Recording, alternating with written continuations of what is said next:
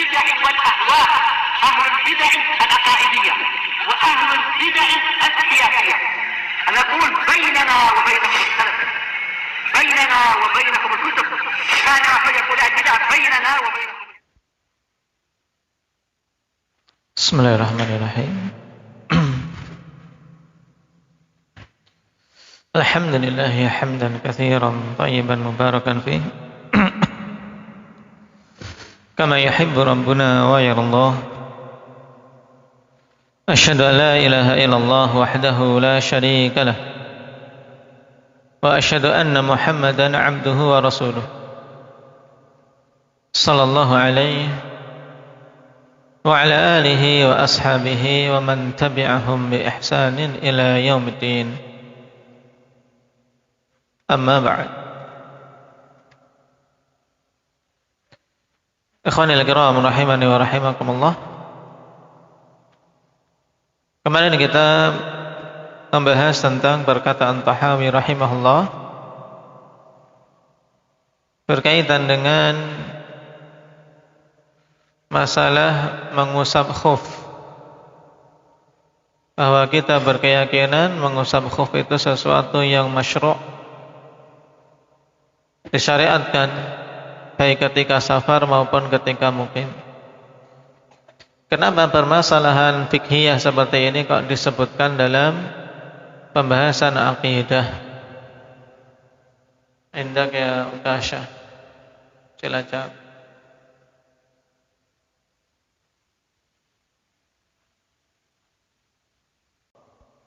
Nah, dikarenakan hal tersebut menjadi salah satu ciri khas sebagian ahli bidah, yaitu orang-orang Rafidhah, di mana mereka mengingkari pensyariatan masalah ini, sehingga sebagai bentuk rad, bentuk bantahan terhadap mereka, disebutkan hal ini dalam kitab-kitab akidah.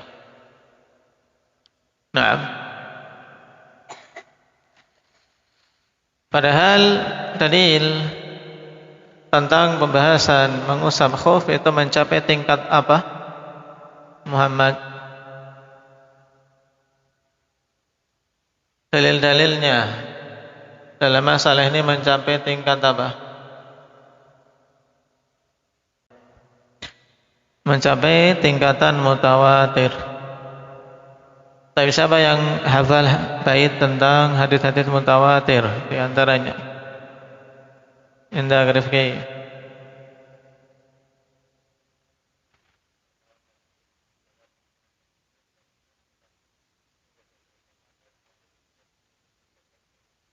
Naam. Mimma tawatara hadithu man kadzab wa man bana lillahi baitan wahtasab wa ru'yatun syafa'atun wal haudhu wa mashul khuffaini wa hadhi ba'du. Ini kumpulan beberapa hadis mutawatir, di antaranya mashul khuffain, mengusap dua khuf. Kriteria khuf. Dan apa saja yang dihukumi masuk hukum khuf itu bagaimana kriterianya?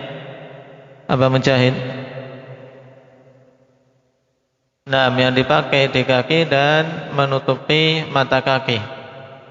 Kalau belum menutupi mata kaki maka tidak dikatakan memiliki hukum khuf.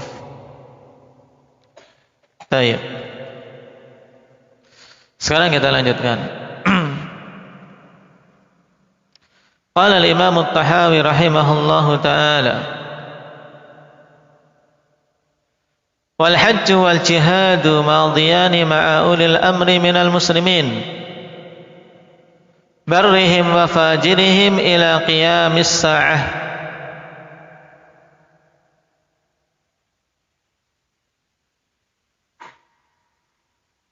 As-sa'ah diulangi enggak teman kalian? As-sa'atu la yubtiluhuma gitu. Pak aneh ini. As-sa'ahnya satu saja kan? Baik. Ila qiyamis sa'ah la yubtiluhuma gitu. Nah, ini salah cetak.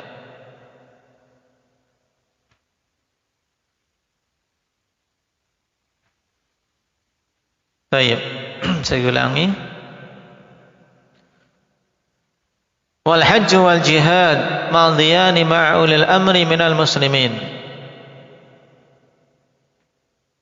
Haji dan jihad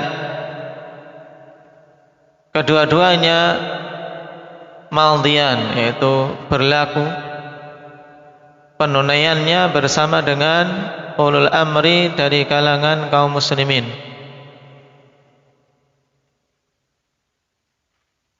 Barrihim wa fajirihim, yang baik di kalangan ulul amri maupun yang fajir dari kalangan mereka. Jadi tetap berlaku dan tetap sah haji serta jihad bersama dengan ulul amri yang saleh, yang baik maupun yang fajir, yang jahat, sampai tegaknya hari kiamat, ila qiyamis sa'ah. La yumtiluhuma syai'un wala yanqudhuha, tidak membatalkannya sesuatu pun, tidak pula meniadakannya. Sebenarnya sama, yubtiluhuma dengan yanqudhuhuma sama maknanya, ya, tidak membatalkan keduanya sesuatu pun. Didatangkannya ini ataf, fungsinya untuk menguatkan. Jadi inti dari kalimat ini adalah bahwasanya haji dan jihad tetap ditunaikan, tetap dilakukan, tetap berlaku hukum tersebut bersama dengan ulul amri yang baik maupun ulul amri yang jelek agamanya, sampai tegaknya hari kiamat. Qala al-Imam Ibn Abil Izz rahimahullah, yushiru Syekh rahimahullah ta'ala ila ar-radd 'ala ar-Rafidhah haitsu qalu la jihada fi sabilillah hatta yakhruja ar-ridha min ali Muhammad. Syekh, yaitu Imam At-Tahawi, mengisyaratkan pada kalimat ini bantahan untuk orang-orang Rafidhah. Ya, seperti pembahasan sebelumnya tentang khuf, di sini juga apa? Tentang haji dan jihad yang tetap berlaku dan disyariatkan bersama ulul amri yang baik maupun yang jelek. Ini bantahan untuk orang-orang Rafidhah. Kenapa? Di mana mereka mengatakan tidak ada jihad fi sabilillah sampai keluar ridha. Ya, ar-ridha dari al-Muhammad, dari ahli bait menurut mereka, dari keluarga Nabi kita Muhammad. Wa yunadi munadin minas sama'i ittabi'uh, dan ada memanggil dari arah langit mengatakan ittabi'uh, ikutilah ridha ini. Ini keyakinan Rafidhah. Jadi tidak ada jihad sampai apa? Sampai muncul ar-ridha ini. Kemudian ada suara dari langit mengatakan ittabi'uh, ikutilah dia. Qala wa budlanu hadzal qawli azharu min an yustadalla alaihi bidalil, dan batilnya perkataan ini yang kemudian menjadi akidah orang-orang Rafidhah itu lebih jelas daripada untuk didatangkan dalil lagi. Tidak butuh lagi apa? Minta dalil tentang batilnya, karena sangat jelas. Wahum syarratu fi al-imami an yakuna ma'suman ishtiratan bi ghairi dalil. Dan orang-orang Rafidhah ini mempersyaratkan pada imam, yaitu pada pemimpin kaum muslimin yang mereka angkat sebagai pimpinan, untuk dia itu seorang yang maksum. Taib istiratan bi ghairi dalil, dengan persyaratan tanpa dalil. Makanya setiap pemimpin mereka, ikhwanifillah, ketika mereka sudah mengakui sebagai pemimpin, mesti mereka yakini kemaksumannya. Bahkan untuk Rafidhatul Yaman, ikhwan, di antara hal yang sangat menggelikan dan menunjukkan jahilnya mereka, juga parahnya mereka dalam ketersesatan. Mereka meyakini pemimpin mereka taib, bahwasanya pemimpinnya itu adalah Qur'anun natiq. Kalau Quran kita ini, mushaf kita ini Quran samit, Quran yang bisu, tidak bisa bicara. Sedangkan pimpinan mereka, pimpinan Huthiyin, mereka istilahkan dengan Quran natik, Quran yang bisa berbicara, sehingga apa yang dikatakan itulah apa? Adalah Quran mereka. Ini kesesatan yang luar biasa. Makanya kalau bertentangan yang somit sama yang natik, berarti yang diambil apa? Quran natik. Yang ini berbicara langsung, melihat kejadian kita menurut mereka. Na'udzubillahi minadh dhalal. Tapi herannya ada saja yang ikuti dan banyak. Sudah sangat jelas batilnya seperti itu, ikhwanifillah, tetap saja yang ikuti banyak. Nah, kenapa? Di antara sebab utamanya adalah kejahilan dan hawa nafsu. Maka banyak-banyak bersyukur atas hidayah. Qala bal fi sahih Muslim an Auf bin Malik al-Ashja'i qala sami'tu Rasulullah sallallahu alaihi wa ala alihi wa sallam yaqul khiyaru a'immatikum alladhina tuhibbunahum wa yuhibbunakum wa tusalluna alaihim wa yusalluna alaikum. Bahkan telah datang dalam Sahih Muslim dari Auf bin Malik al-Ashja'i, bila mengatakan, aku mendengar Rasulullah sallallahu alaihi wasallam bersabda, sebaik-baik pemimpin kalian, yaitu pemimpin yang terpilih, yang terbaik, adalah pemimpin yang kalian mencintai mereka dan mereka mencintai kalian. Kalian mendoakan kebaikan atas mereka dan mereka mendoakan kebaikan untuk kalian. Tapi sebaliknya, wasyiraru a'immatikum alladzina tubghidunahum wa yubghidunakum wa tal'anunahum wa yal'anunakum. Dan seburuk-buruk pimpinan kalian, penguasa kalian, adalah orang-orang yang kalian membenci mereka dan mereka membenci kalian. Dan kalian melaknat mereka, mendoakan laknat, mendoakan agar dijauhkan dari rahmat Allah, dan mereka pun melaknat kalian. Qala qultu ya Rasulullah afala nunabidhuhum 'inda dzalik? Wahai Rasulullah, apakah ketika itu kita ini memberontak, mengangkat senjata untuk melawan mereka? Qala la, tidak. Ma aqamu fikumus shalah, selama mereka menegakkan pada kalian itu salat. Ala man waliya alaihi walin fara'ahu ya'ti syai'an min ma'siyatillah falyakrah ma ya'ti min ma'siyatillah wa la yanzi'anna yadan an ta'atih. Ketahuilah, siapa saja yang menguasai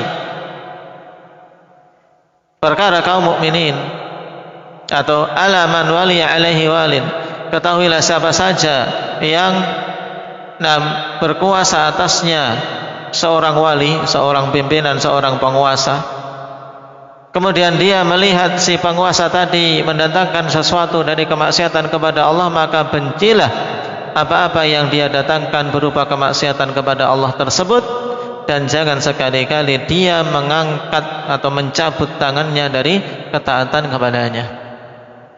Dengan koridor yang telah kita lewati, yaitu pada perkara yang bukan merupakan maksiat, kita diperintahkan untuk taat. Maka di sini sangat jelas, kawan, tetap salat di belakang mereka. Nah, dan tidak boleh memberontak kepada mereka selama mereka menegakkan salat. Dan kalau mereka melakukan maksiat, kita benci kemaksiatannya, tapi tetap tidak boleh kemudian mengangkat tangan dari ketaatan. Waqad taqaddama ba'du nadha'iri hadzal hadithi fil imamah, dan telah lewat sebagian hadis yang semisal dengan ini dalam permasalahan imamah, dalam permasalahan kepemimpinan dan kekuasaan, dan telah kita lewati berkaitan dengan masalah taat kepada wulatul amr. Naam. Taib, antum berikan merujukan ke halamannya ungdur safhah kadza, yaitu pada perkataan Tahawi, wala naral khuruj ala immatina wa wulati umurina. Nah, di situ kita akan dapati dalil-dalil tentang apa? Tentang masalah ini. Masing-masing cetakan berbeda halamannya.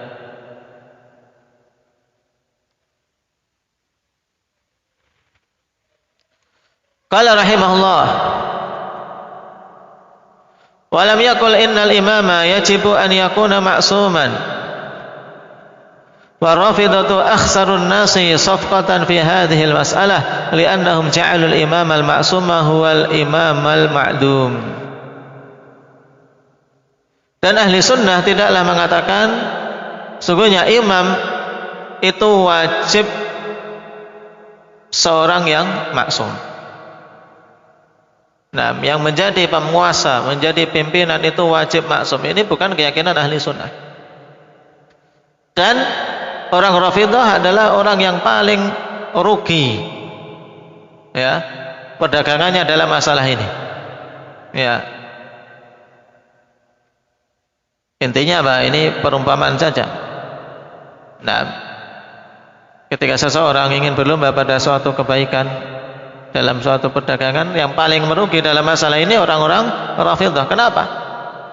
Nah, karena mereka menjadikan imam yang maksum itu imam yang ma'dum, imam yang tidak ada. Taib. Jadi mereka menetapkan imam maksum yang ditunggu-tunggu tadi apa? Ridha. Yang datang apa? Suara dari langit, ittabi'uh. Ini kan sesuatu yang tidak ada. Imam maksum tapi sesuatu yang ma'dum. Taib. Makanya dikatakan akhsarun nas safqatan fi hadhil masalah. Menetapkan imam yang maksum tapi hakikatnya imam yang ma'dum, imam yang tidak ada hakikatnya, imam hayalan saja. Tayyib. Alladzi lam yanfa'hum fi dinin wala dunya, yang tidak akan bisa memberikan kemanfaatan bagi mereka di dalam agama ini, tidak pula dalam perkara dunianya. Kenapa? Karena tidak ada. Nah,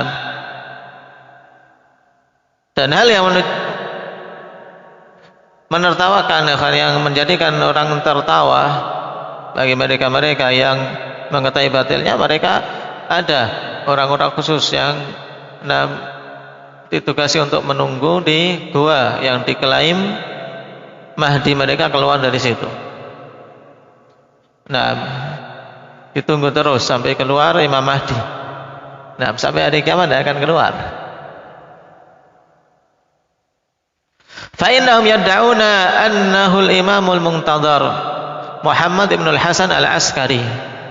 Karena sungguhnya mereka itu mengklaim bahwasanya imam yang ma'dum ini, imam yang tidak ada wujudnya itu adalah imam yang ditunggu-tunggu. Namanya Muhammad ibn al-Hasan al-Askari. Baik.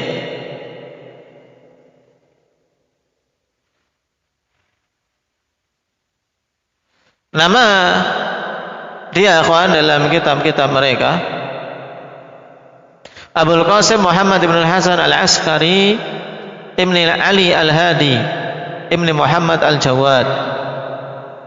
Orang-orang Syiah menganggap bahwasanya dia itulah Mahdi yang ditunggu-tunggu. Mereka menunggu keluarnya di akhir zaman.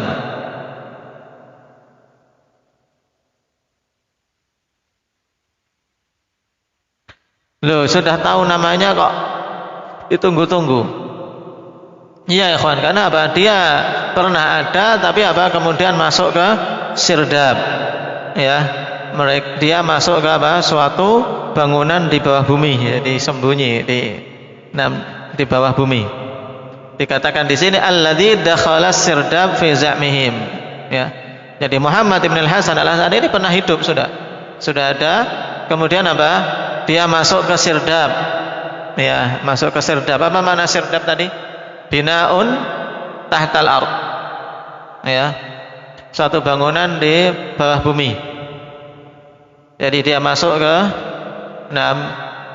persembunyiannya di bawah bumi ini, bawah tanah. Kalau kerennya ya dia bersembunyi di istananya di bawah tanah. Menurut persangkaan orang Rafidah. Kapan? Nah, masuknya sanah sittin wa mi'atain, pada tahun 260. au qariban min dzalika, atau dekat dengan tahun itu, bisa marra. Di tempat yang namanya Samarra. Samarra ini akhwani fillah madinatun kanat baina Baghdad wa Tikrit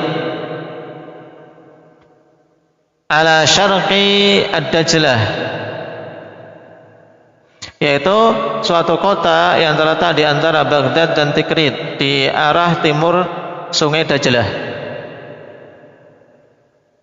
Waqad kharibat, dan kota ini sudah hancur. Makanya apa? Kotanya hancur tapi dia di bawah tanahnya. Jadi negeri hayalan.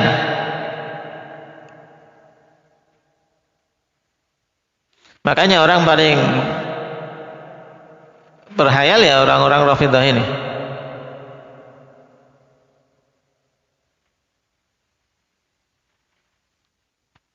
Waqad yuqimuna hunaka dabatan imma baghlatan wa imma farasan liyarkabaha idza kharaj.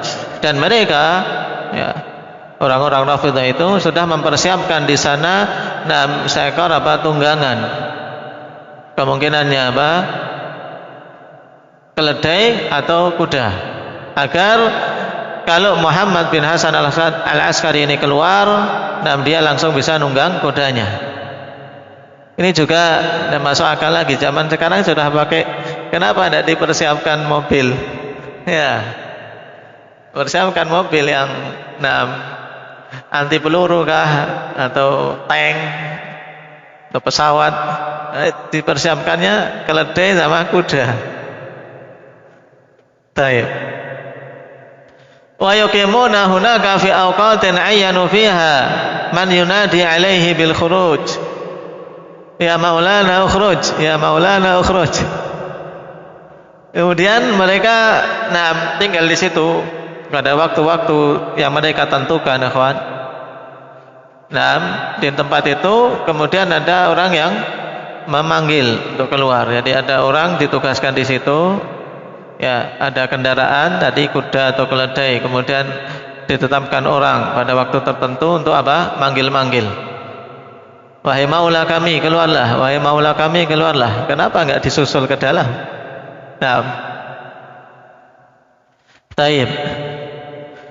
Wa yashhiruna silaha. Dan mereka menghunuskan senjata, menghunuskan pedang, ya, mempersiapkan itu. Jadi senjata-senjata mereka dalam keadaan siap terhunus, karena mau menyambut pimpinannya yang dinanti-nanti untuk keluar. Taib. Wala ahada hunaka yuqatiluhum ila ghairi dzalika minal umur allati yadhaku alaihim minhal uqala. Dan tidak ada seorang pun di sana yang mampu memerangi mereka menurut mereka. Taib. Bisa dirujuk pada Minhajus Sunnah yang dikarang oleh Imam Syekhul Islam Ibnu Taimiyah rahimahullahu taala. Dan perkara-perkara yang lain yang orang-orang berakal akan tertawa, ikhwan. Bagaimana ada tertawa? Perkara yang sangat jelas hayalannya, sangat jelas kebatilannya, tidak berlandaskan dalil Al-Quran maupun As-Sunnah, tapi ya berdasarkan hayalan pimpinan-pimpinan mereka yang mungkin mendapatkan wangsit dari syaitan, atau memang karena hawa nafsu mereka, sehingga mengada-adakan cerita seperti ini agar ditaati.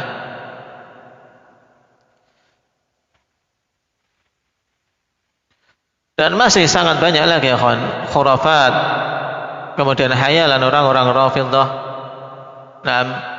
yang semakin lama semakin banyak kebatilan yang mereka munculkan. Mulai dari kemudian klaim Jannatul Firdaus, ya, mereka sudah mengklaim untuk masuk ke surga Firdaus, bahkan ada visa khusus.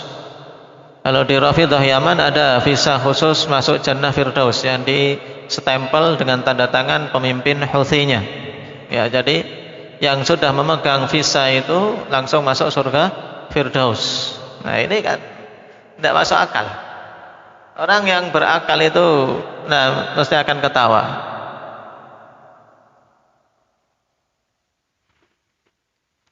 Taib. Wa qaluhu ma'a ulil amri barrihim wa fajirihim li'anna al-hajj wal jihad fardani yata'allaqani bis safar. Fala budda min sa'isin yasusun nasa fiha. Haji dan jihad itu bersama ulul amr, yang baiknya maupun yang jahatnya, yang soleh maupun yang toleh. Kenapa? Karena haji dan jihad dua perkara yang wajib yang berkaitan dengan safar, sehingga mesti harus ada orang yang mengatur mereka. Nah, mengatur manusia. Kalau nggak diatur, ikhwan, haji nggak diatur, nggak akan tercapai kekhusyuan dan ibadah ini.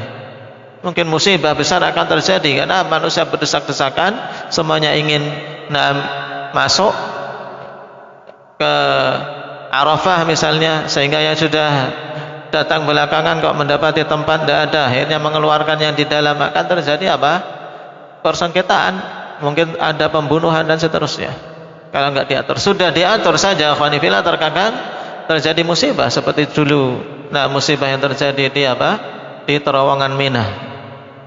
Padahal sudah diatur bagaimana sebisa mungkin untuk betul-betul lancar, tapi karena saking banyaknya manusia, dan juga ada orang-orang yang pikirannya cuma yang penting diriku sendiri. Sudah diatur bahwasanya itu satu arah, dia datang dari arah berlawanan, sehingga bertabrak-tabrakan di situ. Ya, meninggal di terowongan panjang, sempit, orang banyak. Nah, ini contoh. Makanya haji, demikian pula jihad, butuh diatur oleh pemimpin. Harus ada yang mengaturnya. Tidak kemudian masing-masing sendiri-sendiri akan tercapai tujuan dan maslahat yang diinginkan. Jadi fala budda min sa'isin yasusun nasa fiha, maka harus ada yang mengatur, yang pemimpin, ya, yang mengatur manusia pada keduanya, ya, fihima, pada perkara haji dan jihad tersebut. Wa yuqawimu fiha al-adu, dan melawan musuh pada pada perkara itu. Wa hadzal ma'na kama yahsulu bil imamil barri yahsulu bil imamil fajir. Dan makna yang diinginkan ini yaitu harus ada yang mengatur, kemudian ada yang menghadapi musuh. Taib. Ini terwujudkan dengan imam yang baik.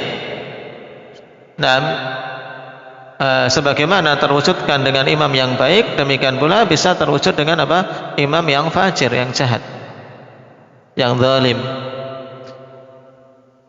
Taib. Makanya di antara hal yang juga bisa kita petik di sini berkaitan dengan masalah haji, ya, ketika haji kembalinya kepada aturan pemerintah, ya, mau tak mau kita mengikuti aturan mereka. Adapun hal-hal yang padanya kemaksiatan, sebagaimana misalnya diwajibkan untuk meletakkan uang pendaftaran haji di bank, maka itu dosanya kepada mereka-mereka yang membuat aturan. Bukan berarti kemudian haji tidak boleh. Hajinya tetap, kalau seorang mampu memiliki biaya tersebut, biaya yang telah dipatok oleh pemerintah, maka terkena kewajiban untuk berhaji. Terkena kewajiban untuk berhaji. Adapun ketika pada sebagian cara penyelenggaraannya ada perkara yang menyelisih syariat, seperti tadi harus meletakkan di bank, dan kita tahu bahwasanya di bank uang tersebut diputar, maka dosanya bagi yang memerintahkan, itu bagi pemerintah yang membuat aturan. Sebagaimana hal ini dulu saya tanyakan langsung pada Syekhuna Fatah Al-Qadasi hafizahullah ta'ala. Nah, jadi tetap bagi yang memiliki kemampuan tetap wajib berhaji bersama mereka. Nah, bukan kemudian haji ditinggalkan gara-gara adanya aturan tersebut. Wallahu ta'ala alam. Naktafi bihadza subhanakallahumma wa bihamdika asyhadu an la ilaha illa anta